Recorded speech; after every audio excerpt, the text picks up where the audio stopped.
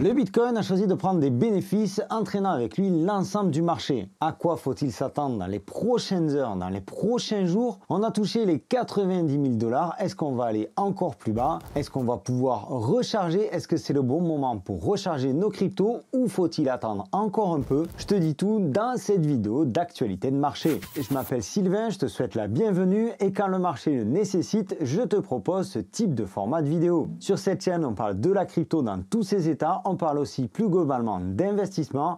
Abonne-toi, c'est par ici et active la petite cloche pour ne rater aucun de mes futurs contenus. Peut-être que la seule news valable qui expliquerait la prise de bénéfices que l'on vit aujourd'hui sur le marché serait que Jim Cramer a déclaré: tout ce que je peux vous dire, c'est que ceux qui possèdent du Bitcoin seront gagnants. Jim Cramer est un chroniqueur célèbre pour ses prédictions qui vont souvent, très souvent, dans le sens inverse. On fait un tour du côté de CryptoBubble, on voit qu'aujourd'hui le marché est rouge avec Sandbox qui perd 16%, le Flow moins 5,7%, Polygon moins 9%, le PIT dont je t'ai parlé sur cette chaîne moins 6,2%, le Phantom qui prend un peu de couleur avec un plus 9,2%, le Render moins 5,9%. Mais ce qui compte tout de même, c'est la progression à la semaine.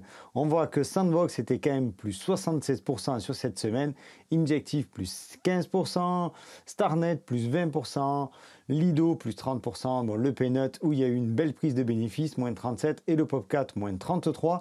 Globalement, il n'y a rien d'alarmant aujourd'hui, il n'y a pas péril en la demeure, on est simplement sur une prise de profit. On est donc pour l'instant sur ce que l'on appelle une prise de bénéfice, mais le Bitcoin pourrait aller encore un petit peu plus bas. Maintenant, cette baisse peut aussi s'expliquer quand on regarde le Crypto Fear and Greed Index. Le Crypto Fear and Greed Index qui mesure donc l'indice de cupidité et de peur sur les marchés crypto. Donc là, on est à 80 en extrême greed. Tu vois qu'il y a quelques jours, on était à 83. On est monté à 88 il y a à peine 4 jours. Il fallait bien que ça souffle un petit peu. Je t'en ai parlé dans une précédente vidéo. Tu vois que ici, au mois de mars, on a soufflé, tandis que le Bitcoin, lui, consolidait à plat, histoire de retrouver des valeurs un petit peu plus normales sur le Crypto Fear and Greed Index. Pour moi, il y a deux explications à cette prise de bénéfice. Le marché a tout simplement besoin de souffler et l'on a passé la phase d'euphorie suite à l'élection de Trump. On a tout de même deux points importants, deux news importantes qui sont sorties ce matin. Le Maroc d'un côté qui légalise la crypto qui était interdite depuis 2017 et le Royaume-Uni qui s'engage à réguler la crypto en 2026 au plus tard. Sur la boussole Crypto Academy, il y a déjà quelques jours que l'on avait évoqué cette possible chute sur les marchés. Il était alors extrêmement difficile de donner un timing précis, mais on savait que ça allait arriver sous peu. La boussole Crypto Academy, c'est un groupe Telegram d'échange et de partage autour de la crypto. C'est également une formation de 60 vidéos accessibles en ligne 24 heures sur 24. C'est un groupe dans lequel je suis présent extrêmement souvent ainsi que tous les membres de mon équipe. L'objectif de la boussole crypto, c'est de t'accompagner au mieux pour ce boulot, que tu sois parfaitement formé pour comprendre tout ce qui se passe et pour pouvoir profiter au mieux de cette période extraordinaire. Il va falloir faire encore un petit peu attention ce soir puisque à 20 h, on a les minutes de la Fed, le compte rendu de la réunion du FOMC par Jérôme Powell, chose qui pourrait apporter de la volatilité et secouer les marchés. Du côté du Bitcoin, on est sur une baisse de 5% hier qui continue aujourd'hui. On pourrait avoir à l'instant où je tourne cette vidéo un premier support ici dans cette zone des 92 000 $ environ. On a un second support qui est ici sur les 90 000 $, qui est un support psychologique et qui correspond à l'ancienne résistance que l'on a travaillé ici dans le début du mois de novembre. Si le support des 90 000 $ venait à lâcher, on pourrait viser ici les 85 000 $ qui correspond au pullback du 12 novembre 2024. Et dans une mesure un petit peu plus importante, on pourrait tout de même aller chercher ici les 73 000 $ qui correspond à l'ancien ATH que l'on a travaillé plusieurs fois ici donc au mois de mars et ici de nouveau fin octobre avant de le franchir sur l'impulsion des résultats des élections américaines. Donc un retour sur les 73 600 $ n'est pas à exclure pour le Bitcoin. Cependant, il faut regarder aussi le RSI qui est sur une belle tendance haussière. Donc on pourrait avoir ici un appui sur le RSI avant de repartir.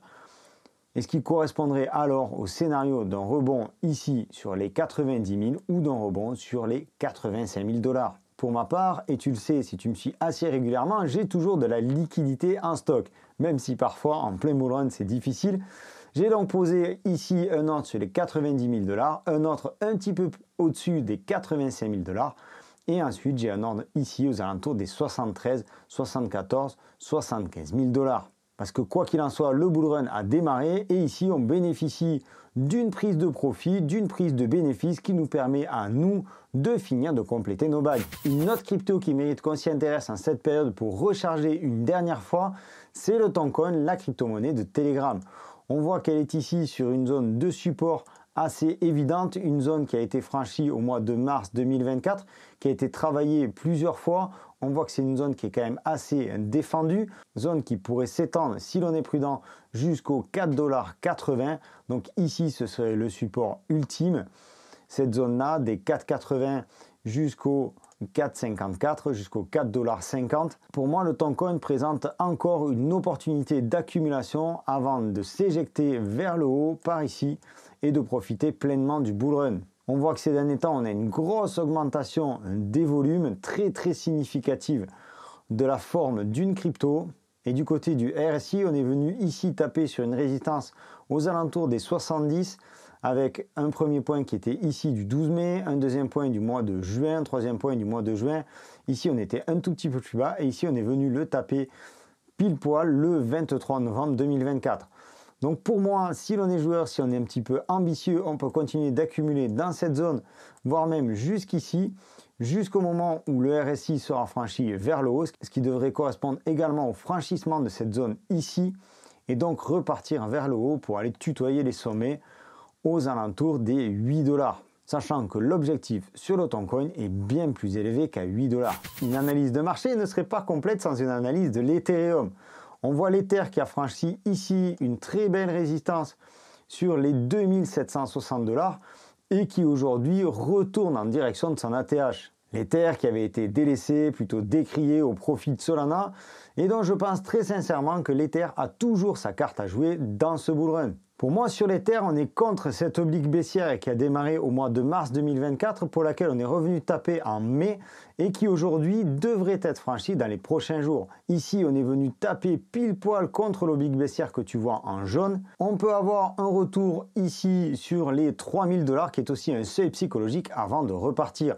Ça paraît assez évident sur l'Ether que l'on devrait avoir une continuité comme ceci. Par prudence, parce qu'il y a toujours plusieurs scénarios, on pourrait revenir ici sur l'ancienne résistance dont je te parlais tout à l'heure, c'est-à-dire sur les 2760 $ avant de repartir, avant de percer cette oblique baissière. Et même si je t'invite à la plus grande prudence sur les marchés, je pense que l'on a aujourd'hui et peut-être même dans les prochains jours, en fonction du comportement du Bitcoin et de certains altcoins comme l'Ether, on devrait avoir d'excellents points d'entrée avant la reprise de la hausse. C'est donc pour moi une excellente opportunité de recharger une dernière fois mes bagues. J'espère que cette vidéo t'aura été utile.